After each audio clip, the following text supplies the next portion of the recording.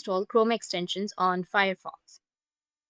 So if you want to install Chrome extensions on Firefox, then what you need to do is you just need to simply open up your Firefox application.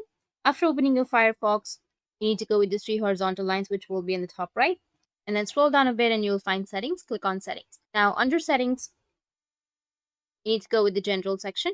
From your general, you need to go with import browser data. Go with the drop down and you'll get this kind of interface. Now you need to select Google Chrome. After selecting, if you scroll down, then you'll find some extensions right here. Click on import all available data. Scroll down and you'll find extensions right here. After that, go with import and all of your Chrome extensions will be imported to your Firefox as well.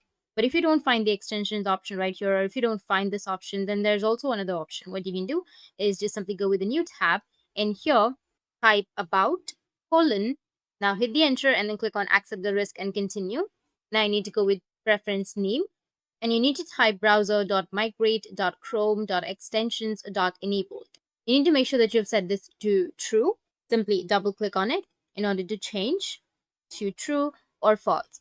Now get back to the same settings section and you'll be able to enable that option right now.